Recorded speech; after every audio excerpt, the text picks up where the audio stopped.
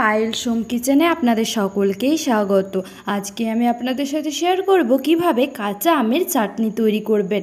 খেতে কিন্তু খুবই ভালো লাগে, একটু একটু টক আর মিষ্টি দিয়ে তৈরি কাঁচা আমের চাটনি খেতে খুবই ভালো লাগে। আপনারা প্লিজ বাড়িতে তৈরি করে দেখবেন। চলুন তাহলে ভিডিওটি শুরু করা যাক। কাঁচা আমের চাটনি বানানোর জন্য একটা মশলা বানিয়ে নেব। তার মধ্যে নিয়েছি আমি হাফ টিস্পুন গোটা জিরে, হাফ টিস্পুন গোটা ধনে, মৌরি নিয়েছি 1/4 টিস্পুন, একটা শুকনো লঙ্কা। শুকনো লঙ্কাটাকে ফাটিয়ে শুকনো কড়াইয়ের মধ্যে দিয়ে দেব গ্যাসটা চালু করে। সব উপকরণ দিয়ে দেব। তারপর ফ্লেমটাকে একেবারে লোতে রেখে এই মশলাটাকে ভেজে নিতে হবে 2 মিনিট। যখনই দেখবেন মশলা থেকে খুব সুন্দর গন্ধ বের হচ্ছে, বুঝবেন মশলাটা ভাজা হয়ে গিয়েছে। এবার এটাকে নামিয়ে ঠান্ডা করে হাফ ডাস্ট করে গুঁড়ো করে নেব। পুরোপুরি গুঁড়ো করার দরকার নেই, আধ ভাঙা করে গুঁড়ো করে নিতে হবে। অন্যদিকে আমি আমগুলো সেদ্ধ করব। গ্যাসে কড়াই চাপিয়ে জল দিয়ে দিয়েছি 1 কাপ, আর দিয়ে দেবো কাঁচা আমগুলো খোসা সমেত লম্বা লম্বা করে কেটে রেখেছি। ঢাকা দিয়ে হতে দেব 5 মিনিট। অন্যদিকে মশলাটা গুঁড়ো করা হয়ে গেছে।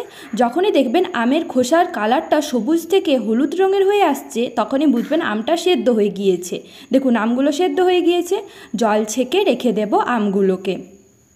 এবার আমি রান্নাটা শুরু করছি। প্রথমেই গ্যাসে কড়াই চাপিয়ে সরষের তেল দিয়ে দেব 2 টেবিল স্পুন। ফোড়নে দিয়ে দেব 5 ফোড়ন। এবার সেদ্ধ করে রাখা আমগুলোকে দিয়ে দেব। আমগুলো দিয়ে একটু ভালো করে নাড়াচাড়া করে নিতে হবে।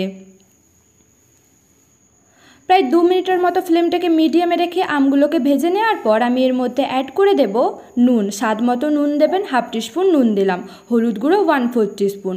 তারপর খুব ভালো করে নাড়াচাড়া করে নেব। প্রায় 2 মিনিট আবারও ভেজে নেওয়ার পর পরিমাণ মতো জল দিয়ে ঢাকা দিয়ে হতে দেব 3 মিনিট, ফ্লেমটাকে মিডিয়ামে রেখেই। ফিরে এলাম 3 মিনিট পর। আমগুলো পুরোপুরি সেদ্ধ হয়ে গিয়েছে। শেষে আমি এর মধ্যে অ্যাড করে দেব চিনি। মিষ্টিটা আপনারা আপনাদের স্বাদ অনুযায়ী দেবেন, কিংবা আমটা কতটা টক তার উপর নির্ভর করে মিষ্টিটা দেবেন। আমি এখানে 2 টেবিল স্পুন মিষ্টিটা দিলাম, চিনি দিলাম। এবার ভেজে গুঁড়ো করে রাখা মশলাটাও দিয়ে দেব। আমি এখানে অর্ধেকটা পরিমাণ মশলা দিলাম। একটু নাড়াচাড়া করে নেব। আর ঝোলটা আপনারা ঠিক যেই রকম রাখতে চান ঠিক সেই রকম রেখে দেবেন। আর চিনিটা পুরোপুরি গলিয়ে নিয়েছি এভাবে ফুটিয়ে। খুব ভালো মতো করে রেডি হয়ে গিয়েছে। তৈরি হয়ে গেল কাঁচা আমের চাটনি। ভিডিওটি ভালো হয়ে থাকলে অবশ্যই লাইক, শেয়ার, কমেন্ট করতে ভুলবেন না। আর আমার চ্যানেলে নতুন হয়ে থাকলে অবশ্যই আমার চ্যানেলটি সাবস্ক্রাইব করে পাশে থাকা বেল আইকন প্রেস করতে একদমই ভুলবেন না, যাতে সবার আগে নোটিফিকেশন আপনাদের মোবাইলে চলে যায়। ধন্যবাদ।